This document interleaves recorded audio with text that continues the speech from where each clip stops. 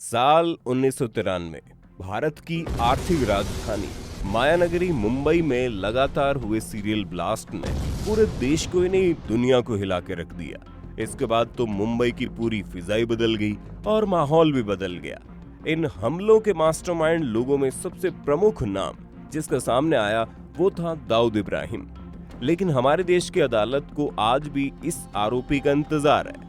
आज भी दाऊद इब्राहिम का नाम भारत के मोस्ट वांटेड आतंकवादियों की लिस्ट में शामिल है और भारत सरकार उसे ढूंढ रही है। हमारी खुफिया एजेंसियां अच्छी तरह से जानती है कि दाऊद इब्राहिम इस वक्त है कहां और उसकी एक एक पल की खबर रखती है। लेकिन फिर क्या कारण है कि सरकार उसे अपने देश में नहीं ला पा रही? देश का कानून आरोपी को सजा नहीं दे पा रहा। जानेंगे आज इस मामले के हर एक पहलू का राज। हमारे साथ बने रहिए वीडियो में आखिर तक। 70 के दशक में कानून की धज्जियां उड़ाने वाला, स्कूल छोड़कर अपने आप को अपराध के रास्ते पर लेकर चलने वाला दाऊद इब्राहिम कानून के रखवाले का ही एक बेटा था। जी हां, दाऊद इब्राहिम के पिताजी मुंबई पुलिस में कांस्टेबल थे। उनका नाम था इब्राहिम कासकर। महाराष्ट्र के रत्नागिरी जिले में 26 दिसंबर साल 1955 में जिस बालक का जन्म हुआ वही आगे चलकर अंडरवर्ल्ड का डॉन दाऊद इब्राहिम बना। मुंबई में ये वो दौर था जिस समय अंडरवर्ल्ड की दुनिया में करीम लाला का नाम चलता था। बहुत कम उम्र में दाऊद इब्राहिम ने स्कूल की पढ़ाई लिखाई छोड़कर अपराध के रास्ते पर कदम बढ़ा लिए। कुछ समय तक तो वो भी करीम लाला और हाजी मस्तान के गैंग का हिस्सा रहा, लेकिन आगे चलकर उसने अपना गैंग बना लिया। ये दौर 70 के दशक का था जब दाऊद इब्राहिम ने अपना गैंग बनाया और उसके बाद अपराध के रास्ते पर उसकी रफ्तार और तेज हो गई। हफ्ता वसूली, फिरौती, रंगदारी वसूलने के साथ साथ उसने अपने अपराध की पहुंच को बॉलीवुड, रियल एस्टेट जैसे नए क्षेत्रों तक पहुंचा दिया। सबसे बड़ी बात यह कि दाऊद का धंधा लगातार बढ़ता चला गया। बताया जाता है कि पुलिस और सत्ता के संपर्क ने उसके काम को और भी आसान कर दिया। साल 1984 में ही दाऊद इब्राहिम अपने 5 भाइयों और 3 बहनों के साथ दुबई चला गया। दुबई में उसके अच्छे खासे संपर्क हो गए थे, जहां रहकर वो अपने कारोबार को अच्छी तरह से चला रहा था। उसे दुबई के अलावा और दूसरे देशों में भी अपनी घुसपैठ बनानी शुरू कर दी थी। पुलिस के सपोर्ट और राजनीतिक संरक्षण की बदौलत अक्सर समाज में अपराध फलता फूलता रहता है। अपराधी जब तक इन लोगों के साथ अच्छे संपर्क बनाकर रखता है तब तक उसका धंधा बेरोक टोक चलता है। लेकिन आगे चलकर दाऊद इब्राहिम को ये लगने लगा कि अब हिंदुस्तान में उसका सपोर्टिंग नेटवर्क वीक हो गया है, तो उसने अपने आप को हमेशा के लिए दुबई में शिफ्ट कर लिया। आगे चलकर दाऊद के संपर्क लश्कर-ए-तैयबा जैसे आतंकवादी गुटों के साथ हो गए और फिर दाऊद इब्राहिम का दुबई में रहना ही मुश्किल हो गया। उसे वहां भी अपने लिए खतरा महसूस होने लगा। तब वो पाकिस्तान की खुफिया एजेंसी ISI के सुरक्षित ठिकाने पर चला गया। जी हाँ, पाकिस्तानी वो सिक्योर प्लेस है जहाँ दाऊद इब्राहिम बेखौफ होकर रह सकता है। जानकारी के मुताबिक आज भी वो पाकिस्तान में एक अरबपति की लग्जरियस लाइफ गुजार रहा है। दाऊद इब्राहिम के बारे में ये फैक्ट जानकर आप अंदाजा लगा लेंगे कि आखिर उसकी पैसे की पहुंच कहां तक है। हाल ही में कुछ दिन पहले लंदन में दाऊद इब्राहिम की 40,000 करोड़ की संपत्ति को सील किया गया है।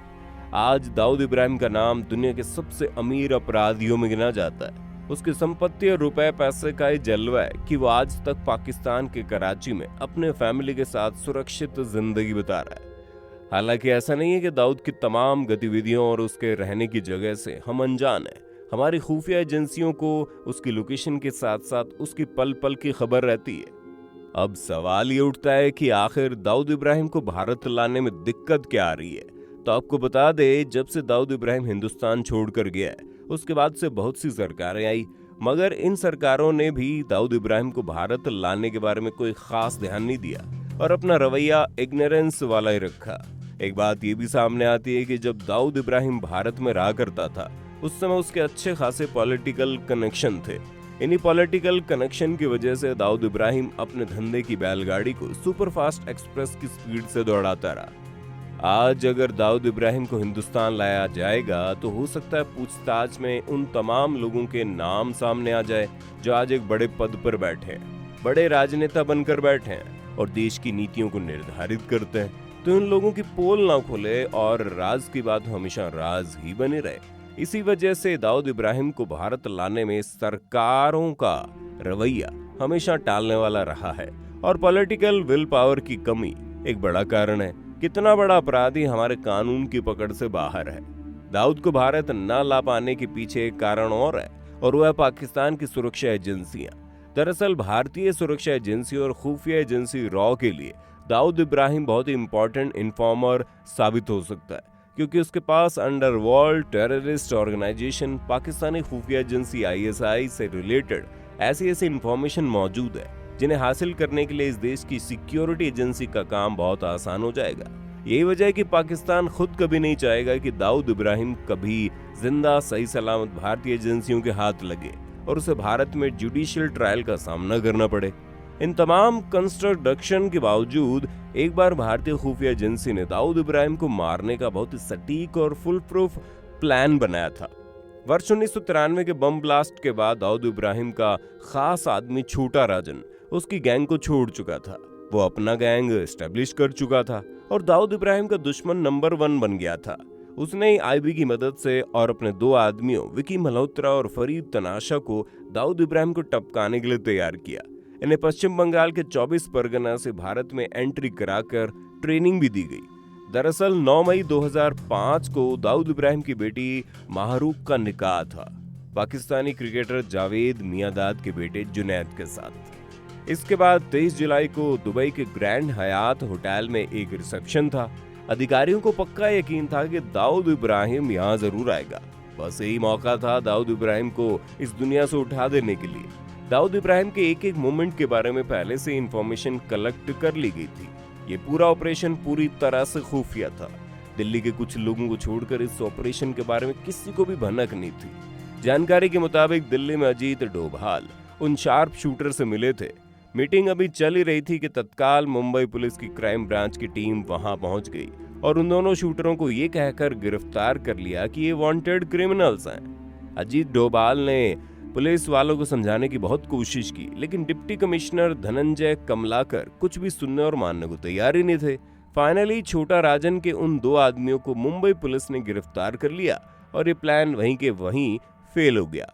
इस मामले में अजीत डोभाल ने हमेशा इस बात से इनकार किया है कि उनकी कभी किसी शार्प शूटर से कहीं मुलाकात हुई है और इस तरह दाऊद इब्राहिम को मारने का कोई प्लान कभी बनाया गया था। आज की तारीख में दाऊद इब्राहिम केवल भारत ही नहीं बल्कि अमेरिका और ब्रिटेन के भी मोस्ट वांटेड टेररिस्ट की लिस्ट में शामिल है। एक सवाल ये भी उठता है कि जब दाऊद इब्राहिम अमेरिका की मोस्ट वांटेड लिस्ट में शामिल है तो आखिर क्या वजह है कि अमेरिका उसके खिलाफ कोई कार्रवाई नहीं कर पा रहा। दाऊद के बारे में एक बात ये भी सुनने में आई कि दाऊद इब्राहिम एक बार भारत आकर सरेंडर करना चाहता था, लेकिन उसकी कुछ शर्तें थी, जिनमें से एक ये थी कि वो राम जेठमलानी को अपना वकील नियुक्त करना चाह रहा था। दूसरा, वो ये चाहता था कि उसके ऊपर केवल मुंबई ब्लास्ट का ही केस चले, बाकी तमाम केस बंद कर दिए जाएं। तीसरा, उसे भारत में गिरफ्तार करने के बाद ही बेल दे दी जाए, लेकिन तत्कालीन सरकार ने उसकी इन तमाम बातों को मानने से इनकार कर दिया। लिहाजा दाऊद इब्राहिम के भारत आने का ये रास्ता भी बंद हो गया। आपको क्या लगता है, क्या दाऊद इब्राहिम को कभी भारत लाया जाएगा? क्या भारत के कानून के मुताबिक उस पर प्राइस चलेगा, उसे सजा मिलेगी? ऐसे बहुत से सवाल हैं जिनके जवाब मिलना मुश्किल है।